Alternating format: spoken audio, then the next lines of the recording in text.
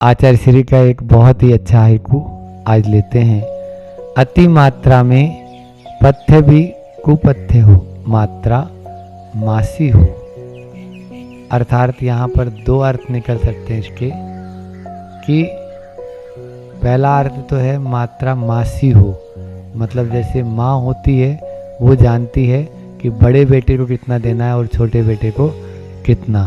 दूसरा मात्रा मासी यानी तोला मासी जो होती है, मतलब कुछ मात्रा में, थोड़ी मात्रा में कुछ भी चीज़ नुकसान नहीं करती है, लेकिन अति मात्रा में कोई भी चीज़ लेंगे यदि वो गुणकारी भी है तो अवगुण करेगी।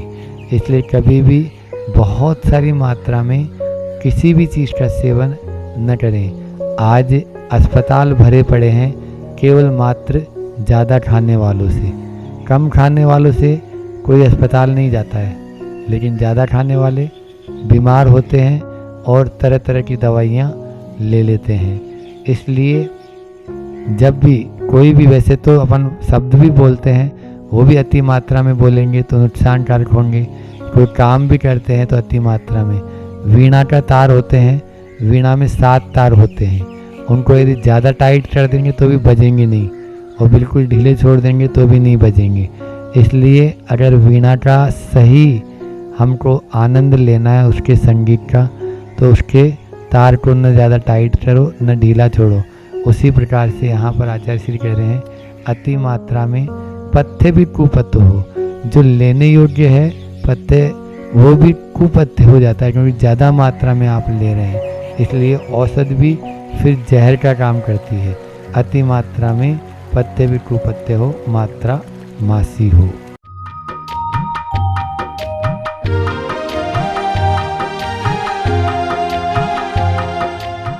आदिम तीर्थंकर प्रभु, आदिनाथ मुनिनाथ, आदि व्याधि अगमग मिटे, तुम पद में मम मात।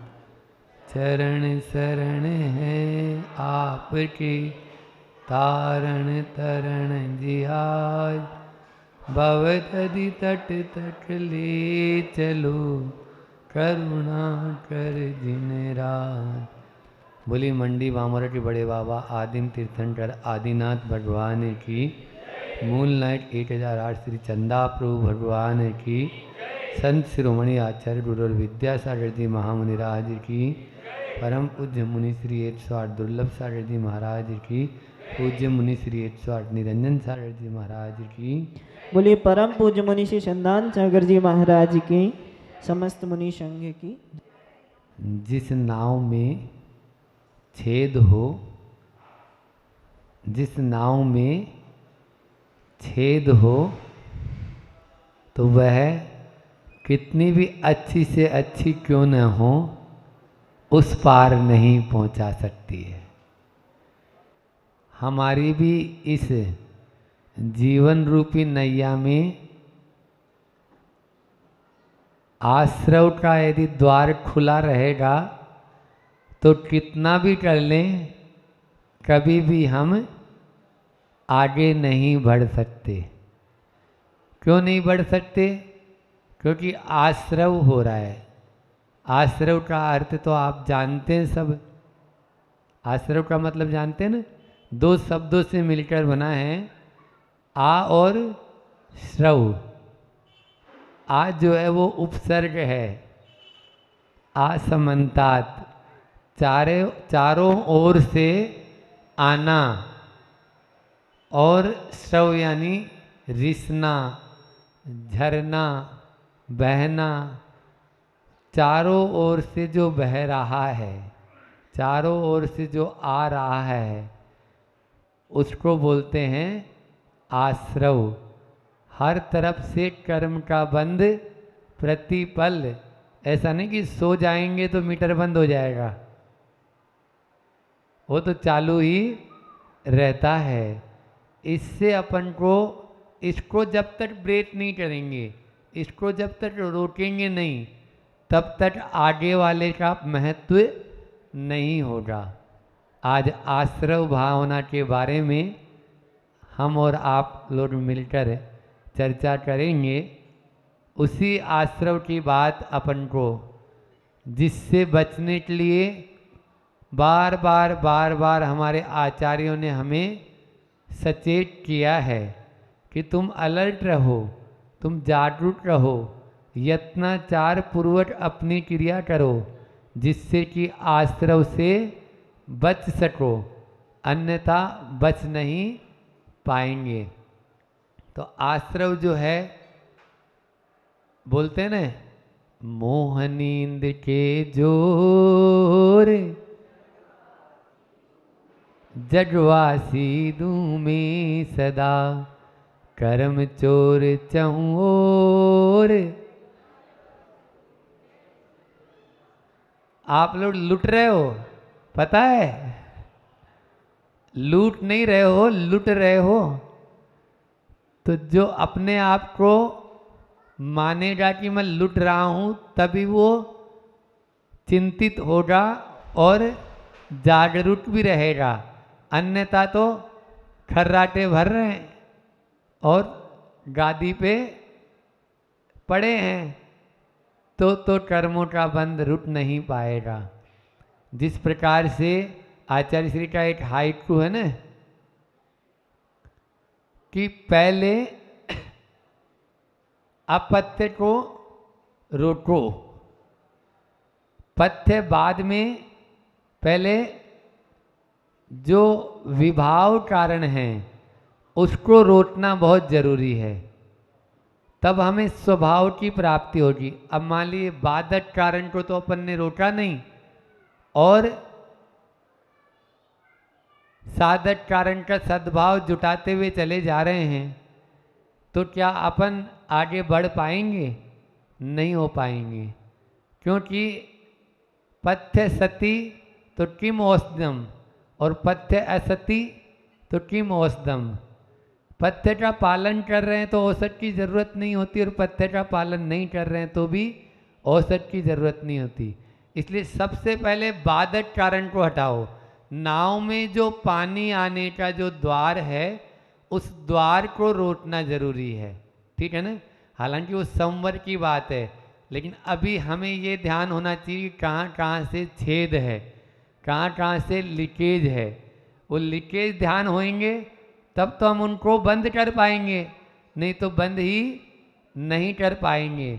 मोह नींद के कारण अनादि से जो मोह रूपी हमारे ऊपर नशा छाया हुआ है, उसके कारण से उन द्वारों को बंद करने की हम सोचते ही नहीं हैं। जिन द्वारों से हमें निरंतर कर्माश्रव हो रहा है, कर्म का आश्रव हो रहा है, ये तो वैसी ही स्थिति हो रही है कि घर के अंदर कोई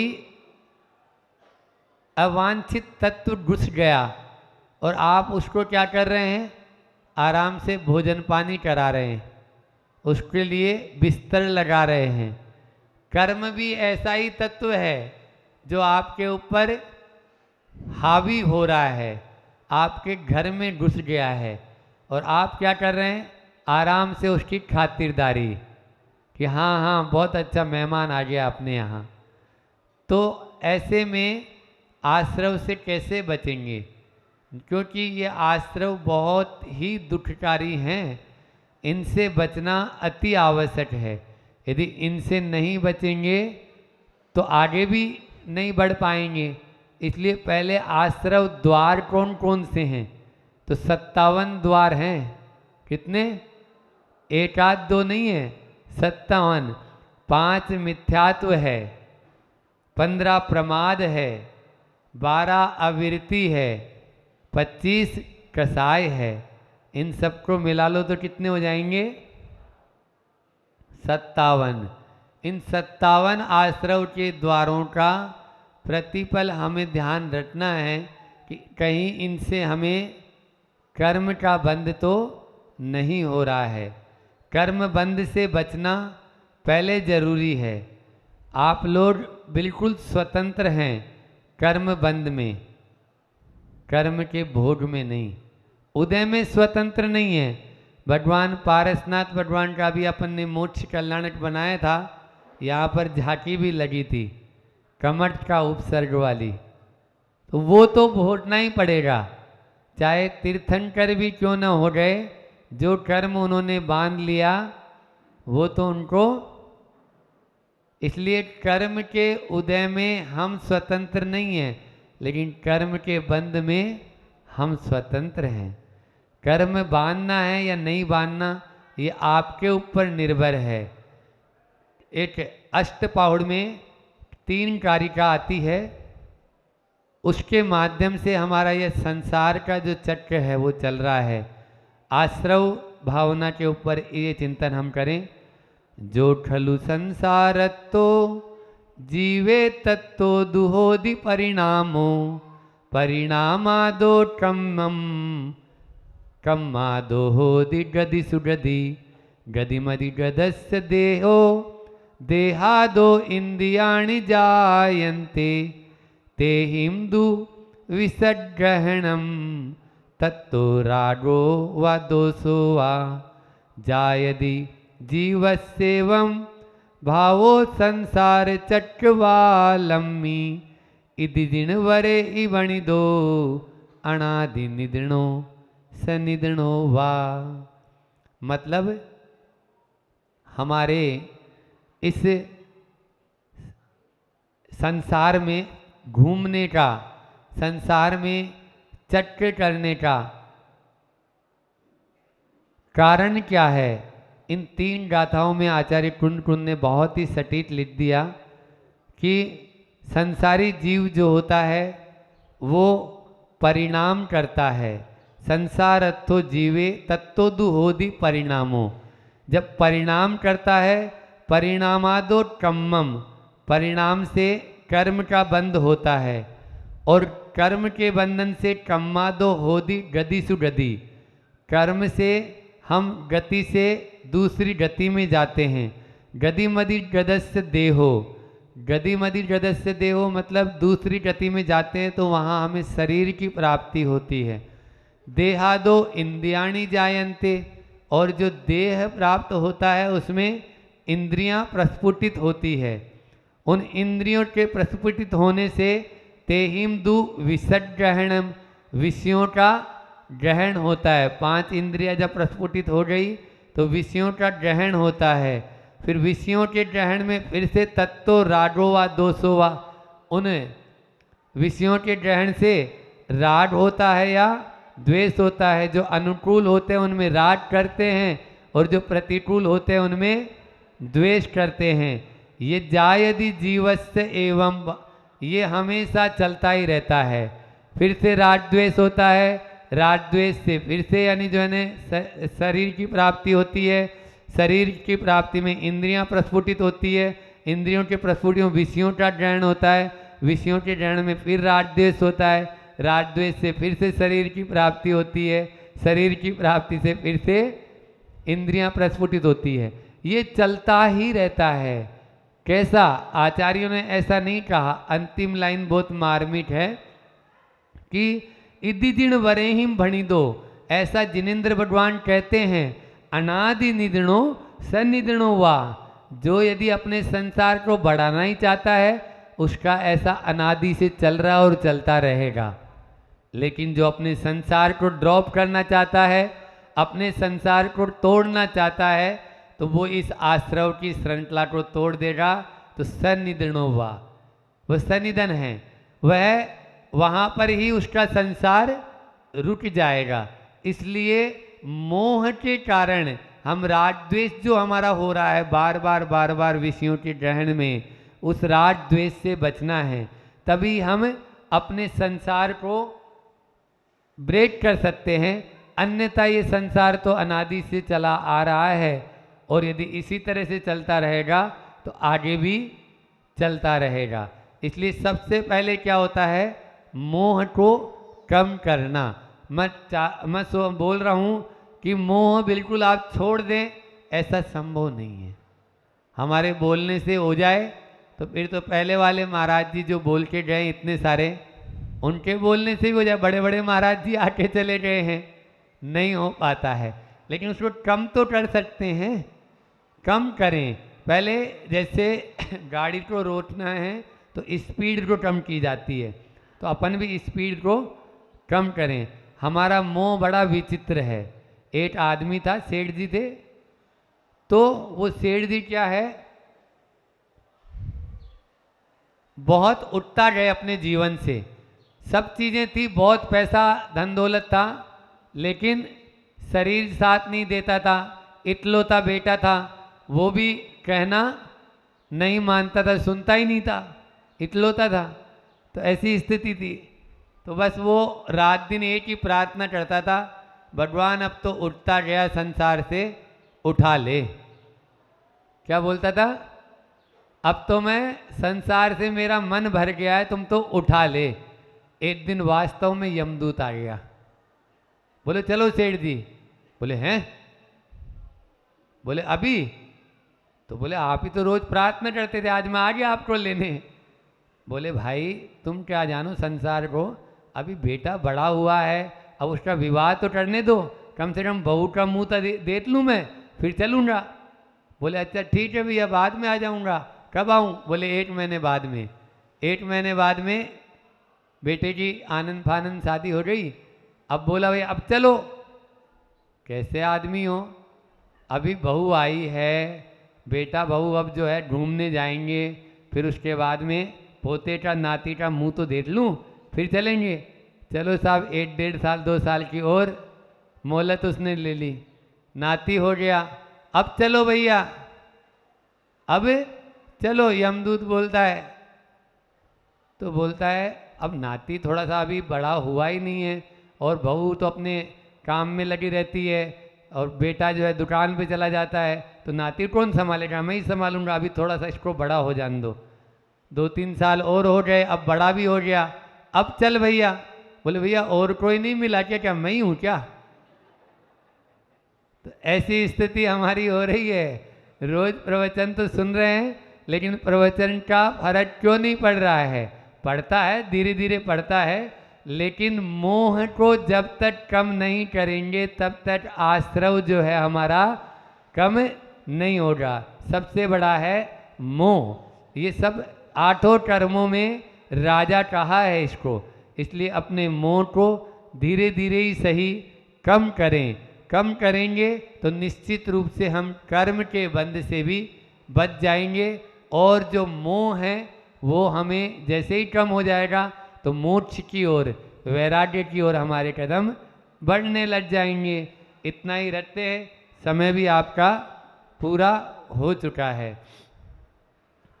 अपन इसमें पढ़ते हैं कि 12 भावना में, जो योगन की चपलाई ताते वे आश्रव भाई, आश्रव दुख कार ढनेरे, बुद्धिवंत तिने निर्वेरे।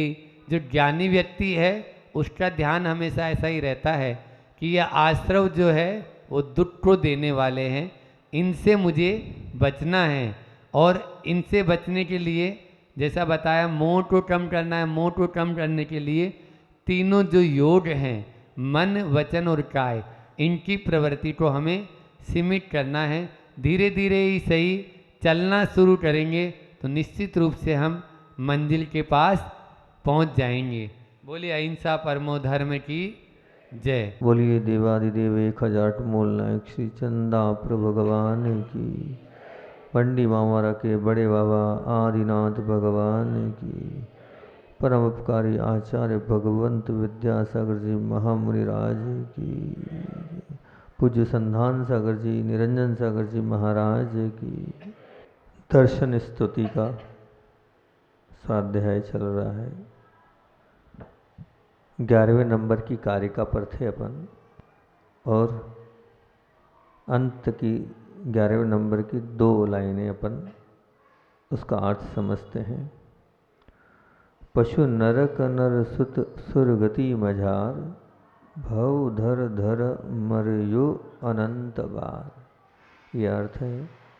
तो यहाँ पर ये कहा है कि पशु गति, नारक गति और मनुष्य गति और सुर से देवगति, इनमें अनेकों बार मैंने जन्म मरण किया है।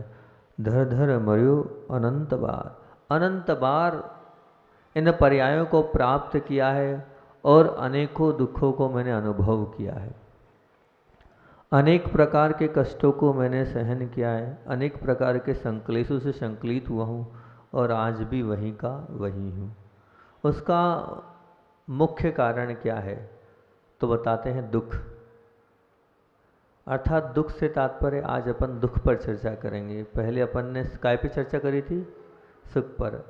अब अपनी प्रक्रिया चलेगी दुख पर। तो दुख का मूल कारण है हमारी खुद की, स्वयं की, अंतरंग की निषेधात्मक विचारधारा।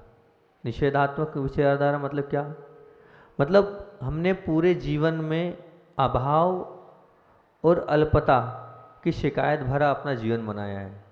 दो चीज, अभाव और अल्पता। ये अभाव और अल्पता की जो शिकायत है उसी के कारण हम अपने आप से दुखी हैं।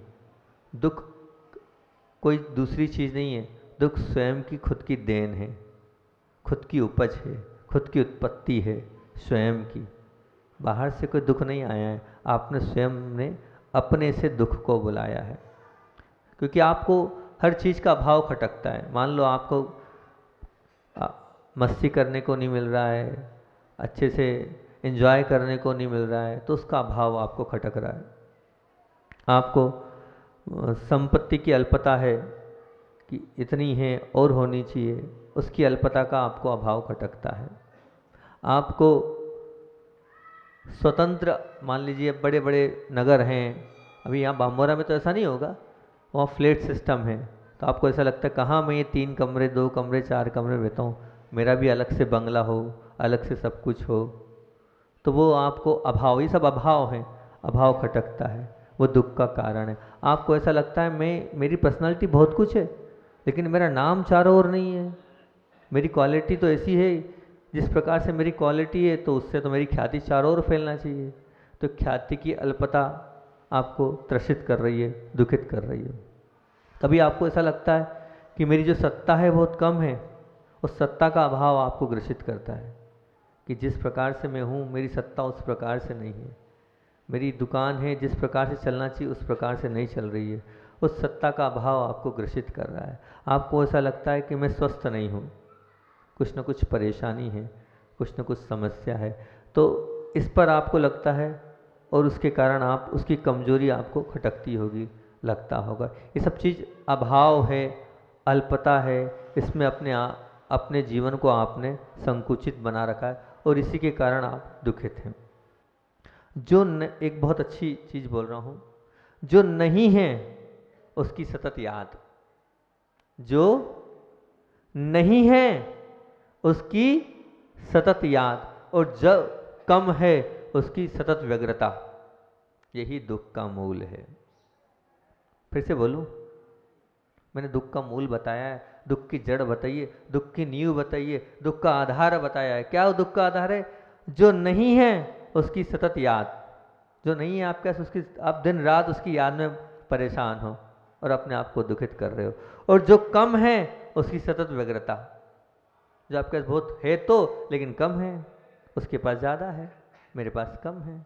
तो जो कम है उसकी सतत आप उसमें याद में व्यग्र हो रहे हैं और अपने आप को स्वयं, मैंने अभी पहले क्या कहा था, दुख आपने माना है, दुख की उत्पत्ति करने वाले आप हैं, आप ही ने दुख को बीजारोपण किया है और उसकी उत्पत्ति भी आप ही कर रहे हैं। क्यों? ये लाइन है, जो नहीं है उसकी सतत याद और जो कम है उसकी सतत व्यग्रता, यही दुख की उत्पत्ति का मूल बीज, मूल कारण है।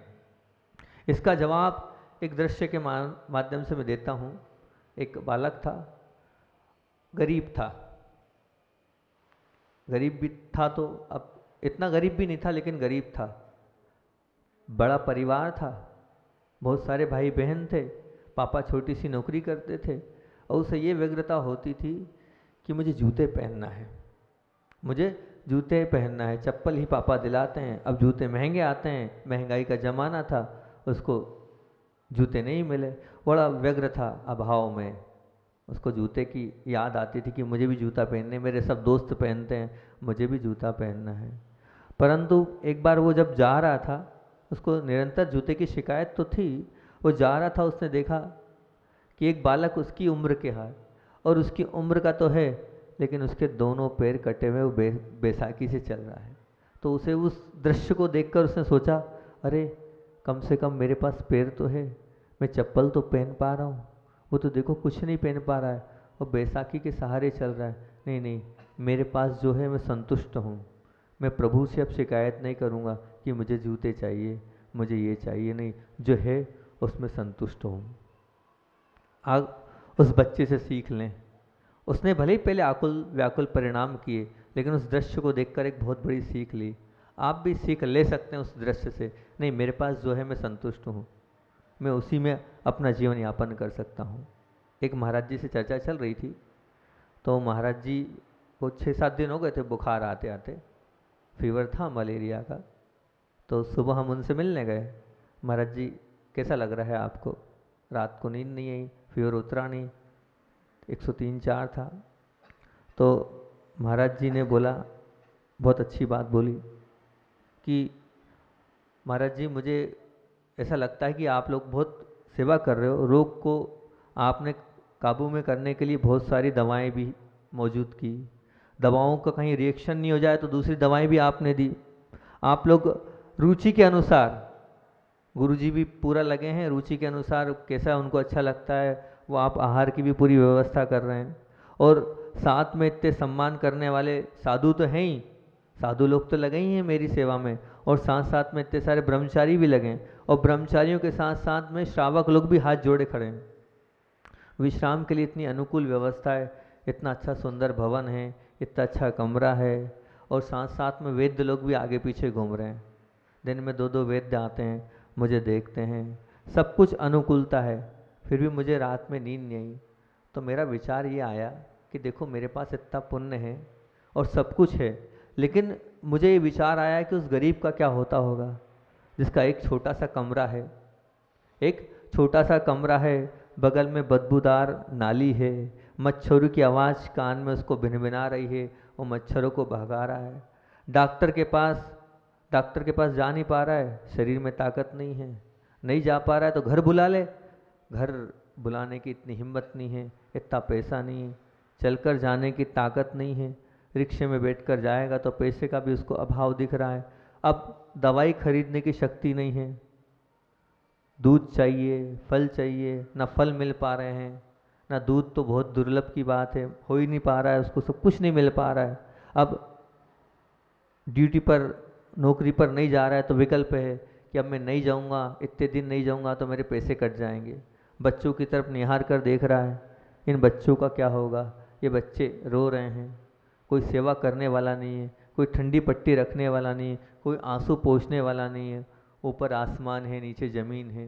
ये सब परिस्थिति में होने के बावजूद भी वो कैसे कष्टों को सहन कर रहा है, और हम लोग जरा सी प्रतिकूलता होती है उसमें आकुल व्याकुल हो जाते हैं। वो दृश्य देखा, मुझे तकलीफ तो बहुत थी, बुखार भी बहुत तेज़ था, जब वो दृश्य याद आया और वो सब कुछ मैंने मानसिकता बनाई, तो भले ही मुझे नींद नहीं आई लेकिन संतुष्टि बहुत हुई कि मैं इतना सब कुछ होने के बावजूद भी अगर अपने आप को कष्ट में मानूंगा तो निश्चित तौर से मैं बहुत बड़ी गलती कर रहा हूँ।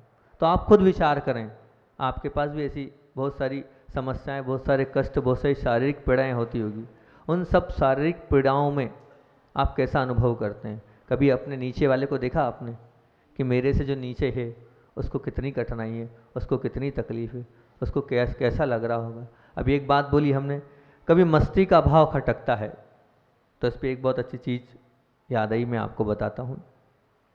बात है रेवती रेंज की। रेवती रेंज में हम लोग पहुँचे और लॉकडाउन तो लग ही गया था, फिर भी थोड़ा बहुत आना जाना, उस वक्त टाइट नहीं था इतना, आना जाना लोगों का लगा हुआ था। अब एक भैया जी थे, चिद्रूप भैया, हार्ट पीपला के हैं चिद्रूप भैया, तो वो हमारे दीपक भैया आरोन वाले हैं, उनके यहाँ आहार करने गए। तो हमारे भैया जी बहुत अच्छे से आहार कराते हैं, कोई भी पहुँच जाए, निधि दीदी और भैया जी हैं, दोनों आरोन के हैं, बहुत भक्तिभाव से आहार कराते हैं। हाँ, वो आरोन वाले हाँ हाँ कर रहे हैं, हमारे सोनू भाई की धर्मपत्नी, तो बहुत भक्तिभाव से आहार कराते, गरम गरम रोटी उतर रही थी। वैसे सामान्य से ब्रह्मचारी लोग ऐसा करते नहीं हैं, लेकिन प्रेम स्नेह था वो भैया जी का भी और दीदी का भी। नहीं, आपको रोटी गर्म ही खिलाएंगे। भैया जी एक टाइम करते थे, आप एक टाइम आहार करते हैं, अच्छे से आपका आहार कराना है, और शायद कल आप उपवास करोगे तो उनको गरम गरम रोटी और जो भी आप लोग जैसा कराते हैं, साधु का त्याग है, ब्रह्मचारी का त्याग नहीं गरम गरम खाने का। तो अब वो भोजन कर रहे थे, उसी वक्त उनने एक दृश्य देखा, सामने एक बालक था। वो बालक इस प्रकार से भैया जी को देख रहा था, ऐसी उसकी निगाहें थी कि वो बहुत दिन से जैसे भूखा हो। वो पास के मोहल्ले का था वो बालक ऐसी निगाहों से भैया जी को देख रहा था कि आप मेरे को वो दे दो, मैं बहुत भूखा हूँ। वो बर्तन वाली का लड़का था, और बाहर जो कंपाउंड्स के बाहर से वो आया था, वो ऐसे देख रहा था और बार बार अपनी मुंह पर जीभ फेर रहा था, और ऐसे निगाह से दिख रहा था मुझे मिल जाए, मुझे मिल जाए, मैं खा लूँ, मैं खा लूँ। तो भैया जी को वो जो दृश्य लगा, उनको ग्रास अंदर करते नहीं बन रहा था। उनको लग रहा था कि ये कैसे देख रहा है, ये कैसा भूखा है, और उनसे रहा नहीं गया। उसके उस दृश्य को देखकर ब्रह्मचारी जी को आहार करते करते आंसू आ गए। बोले गरीब किस प्रकार से बालक देख रहा है। भोजन उन्हें जैसे तैसे किया, मन उनका भोजन करने में नहीं लगा, क्योंकि कोई इतना व्यथित होकर देख रहा है। बाहर आए, भैया जी ने पूछा बेटा भूखे हो तुम? बोले हाँ, कल से भोजन नहीं किया मैंने, मम्मी आई है बर्तन मांजने, उधर बर्तन मांज रही है। तब लगा कि देखो अपन तो सब कुछ अनुकूल है, और ये देखो कैसा है, कल से इसने भोजन नहीं किया आएगा। क्यों? क्योंकि लॉकडाउन लगा है, पापा को कुछ मिला नहीं है, और पापा जो है वो जा नहीं पा रहे हैं। और पापा तो ऐसे ही होता था, तब मम्मी आई है यहाँ पर, यहाँ आने के लिए मना नहीं है बर्तन के लिए, यहाँ आ गए हैं। अब कुछ घर में कुछ नहीं है, कल सुबह से मैंने कुछ नहीं खाया है। सोचो उसको देखकर जैसे ही उसने बोला, भैया जी की आंख से और आंसू आने लगे। अपने आप में वो बहुत उद्वेलित हो गए, मतलब ऐसा लगने लगा क्या है ये, देखो कैसी गरीबी है ये, कि एक एक दिन का भोजन ऐसा मिलता रहेगा, और आपको इतना कुछ मिल रहा है, उसके बाद भी आप मस्ती से चूर हो। उस बालक को जब उनने बताया तो हल्का सा मैं भी वैसा हो गया। मैंने कहा देखो ऐसी भी गरीबी होती है। वो बालक कैसे देख रहा था, वो दृश्य कैसा होगा, विचार करो। वो एक दिन मतलब पूरा पूरा उपवास हो गया। उन्होंने पूछा तुमने बेटा कल से क्या क्या? बोले बस पानी पिया है और कुछ है ही नहीं हमारे घर में, आज मम्मी यहाँ से ले जाएगी तब हम खाएंगे। तब भैया जी ने उसको अंदर बिठाया, दीपक भैया ने उनको भोजन दिया। ये स्थिति है गरीबी की, और हम मस्ती से चूर हैं। उनको देखो तो सही, आप ये देखोगे समझोगे तो अगर आप करुणावान होगे तो निश्चित तौर से आपके अंदर आंसू आ जाएंगे कि ये स्थिति होती है। आपने कोई ऐसा अच्छा कार्य किया है क्या अपने जीवन में, जो अपने रिश्तेदारी के अलावा, जो अपने भाई बंधु के अलावा अन्य ऐसे लोग हैं जिनके हृदय रूपी सिंहासन पर, उस हृदय रूपी सत्ता पर आप पराजित हुए हो? कभी हुए हो? कोई भी नहीं होगा, मुश्किल से 2-4 लोग निकलेंगे, उसमें भी कहेंगे हाँ भैया वो मैंने उसका उपकार किया था तो वो मुझे मानता है सब कुछ, मैं उसके हृदय में विराजमान हूँ। बहुत कम, मुश्किल से 1-2 लोग मिलेंगे, वो भी जिनने करुणा की होगी उनके लिए, और जिनने करुणा नहीं की होगी वो तो गए काम से। आपको उस सत्ता की पड़ी है, वो सत्ता कोई काम की नहीं है। इस सत्ता के पीछे पड़ो आप, इस सिंहासन के पीछे पड़ो आप कि सामने वाले के हृदय रूपी सिंहासन पर मैं जाकर विराजमान हूँ, तो मैं मानूंगा आपने बहुत सफल कार्य किया है। आपका जो कदम है वो सफलता की ओर है, बहुत सफलता आप प्राप्त कर रहे हैं। दूसरा, अपने हृदय रूपी सिंहासन पर आप किसको विराजमान करें? आपके अंदर सत्ता की भूख विराजित नहीं, आपके हृदय रूपी सिंहासन पर अगर विराजमान करना है आपको तो किसको विराजित करें? आप प्रभु को विराजित करें, परमात्मा को विराजित करें, देव शास्त्र गुरु को विराजित करें। वो अगर आपके हृदय में विराजित हैं तो मानना आपका सही कदम है, आप सही दिशा में बढ़ रहे हैं, आप जहाँ जा रहे हैं सही मंजिल में आप पहुँच जाएंगे। लेकिन आपके अंदर तो क्या मंगले का भाव, ख्याति की अल्पता, सत्ता का अभाव, ये सब कुछ विराजमान है। इसी की सोच, इसी के भाव आपके अंदर अंतर आत्मा में विराजमान है। कहाँ वो चीज़ विराजमान है? आज आप मन में ये विचार करके जाना यहाँ से कि मैं मेरे जीवन में कितने लोगों के हृदय में विराजमान होने का प्रयास करोगे आप? जितनी आपकी भावना हो, 1, 2, 4, 5, जितने लोगों के हृदय में आप विराजित होंगे, ये मान के चलना उतना आपका नंबर और आपका ओहदा बढ़ता चला जाएगा। और अपने हृदय में देवशास्त्र गुरु को सिंहासन रूपी हृदय में उनको विराजित करेंगे तो बहुत अच्छी बात है। अंतिम बात है, स्वस्थ की कमजोरी खटकती है। स्वस्थ की कमजोरी खटकती है, थोड़ा सा बुखार, थोड़ा सा सिरदर्द, थोड़ा सा कुछ होता है और हम आकुल व्याकुल उद्वेलित हो जाते हैं। विचार करना, वो टाटा अस्पताल में जाके मुंबई के बाहर देखना, जो पीड़ित है कैंसर से बाहर पड़े हैं, कैसे अपनी मौत से खेल रहे हैं, वो एक एक मिनट एक एक दिन उनको कैसे निकलना पड़ता है, कैसी वेदना होती है। उस वेदना से तो आपकी वेदना बहुत कम है। 2-3 मिनट समय कितनी बजे चालू किया था याद ही नहीं। हाँ, इसका अंतिम एक उदाहरण देकर मैं अपनी बात को विराम दूंगा। वो याद आ गया मुझे एकदम अभी हाल, ये वाली बात आई स्वास्थ्य की बात, तो वो आपके सामने रखता हूँ। एक दीदी थी, ब्रह्मचारिणी दीदी है, आजीवन व्रत तो था, लेकिन पाप कर्म का उदय ऐसा है कि एक बीमारी हुई उनको, और बीमारी ऐसी हुई कि हाथ और पैर में सोरासिस करके बीमारी होती है, उसमें हाथ और पैर गल जैसे जाते हैं, उसमें से पीप पस आदि निकलता है। जब उनको देखा, ना वो आहार दे पा रही है, ना वो आहार कर पा रही, ना अपने क्रियाओं को कर पा रही है, ना कुछ कर पा रही है। पैर में मोजे, पैर में पूरा फोम लगा है, रुई लगी है, हाथ में पूरे ये लगे हैं, ना हाथ पैर से चल पा रही है। उसके उनके उस दुख को देखकर मुझे ऐसा लगा अपने पास तो कोई बीमारी ही नहीं है। जो व्यक्ति खा भी नहीं पा रहा है, जो व्यक्ति चल भी नहीं पा रहा है, और सब कुछ होने के बाद भी अपने शरीर से कैसे परेशान है, उसके बाद भी उस बहन के चेहरे पर मुस्कुराहट थी। उस मुस्कुराहट ने मुझे सीख दी कि ये बहन इतनी आकुल व्याकुल है, उसके बाद भी ये नहीं कह रही है कि मैं ज़िंदगी से परेशान हूँ। उसके एक ही शब्द थे, उन शब्दों को मैं अपने जीवन में उतार लिया। महाराज जी, पूर्व कर्म का उदय है, वो तो भोगना पड़ेगा। मैंने कुछ किया ऐसा पाप, उसी का फल मुझे मिल रहा है। और आकुल व्याकुल होने से क्या मतलब, समता से सहन करने से सब कुछ ठीक अपने आप होता चला जाएगा। जब उस बहन ने ये शब्द बोले तो मुझे बड़ी प्रसन्नता हुई। मैंने कहा बहुत अच्छा, ऐसे भी लोग होते हैं, इतने परेशान होने के बाद भी इतनी अध्यात्म की बात वो बोल रहे हैं। बहुत अच्छी बात है कि आचार्य श्री की बात तो बोलना थी, पर समय है 2-3-4 मिनट में बोल लें ना, सुनना है आचार्य श्री कुछ बात। चलो 3-4 मिनट में प्रयास करेंगे सुनाने का जितनी जल्दी हो सके। बात बोहरीबंद की है। बोहरीबंद 2006 में हम लोग गर्मी में गए थे, तो उस समय आचार्य भगवान दूर सोच के लिए जाते थे गर्मी में। आचार्य भगवान सोच के लिए जा रहे थे, श्रावक लोग पीछे पीछे जा रहे थे। बहुत सारी भीड़ गुरुजी के साथ थी। मैं नहीं था साक्षात उस घटना में, मुझे तो बाद में पता चला, वो मैं आपको सुना रहा हूँ। तो हुआ ये कि आचार्य श्री के बाजू से एक बहुत बड़ा सांप वो बाजू से चल रहा था। आचार्य श्री रोड पे थे और वो खेत की मेड़ से आगे आगे आगे आगे बढ़ रहा था। कुछ लोगों की निगाह पड़ी, कुछ लोग घबराए भी। फिर उसके बाद वो आगे बढ़ता गया बढ़ता गया बढ़ता गया।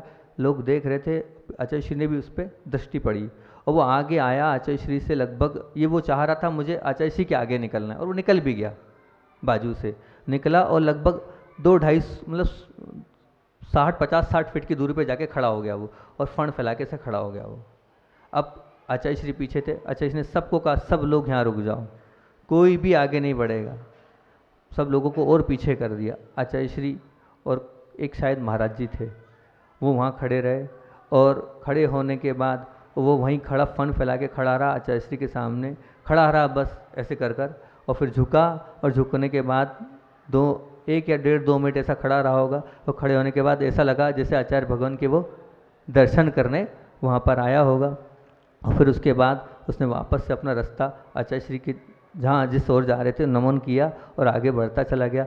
वो और आचार्य श्री वो थोड़ा आगे आगे जा रहा था, जैसे मान लो वो कह रहा था आप अकेले चलो, मैं कमंडल लेना चाहता हूँ और आपके साथ सोच के लिए चलना चाहता हूँ। बाजू से मेड़ से वो चलता गया, वो खेत की ओर चला गया और आचार्य श्री उस तरफ चलते गए। उस वक्त आचार्य श्री ने उसको बहुत अच्छे से संबोधन किया और एक ही बात बोली, ओम शांति। आचार्य श्री हमेशा जब भी कोई ऐसे पशु आदि आते हैं तो उनका एक उच्चारण होता है, ओम शांति ओम शांति ओम शांति, और नमोकार मंत्र अवश्य सुनाते हैं। उस दृश्य को देख के लगा अगर हम होते तो निश्चित तौर से आगे पीछे भाग जाते, लेकिन आचार्य श्री ने इतना विकराल सर्प देखा, उसके बाद भी वो मुस्कुरा रहे हैं और मुस्कुराते मुस्कुराते अच्छे से आशीर्वाद दे रहे हैं। ये उनकी महानता। ऐसे महान गुरु के हमसे से बोला आचार्य भगवान विद्यासागर जी महामुनि राज की जय।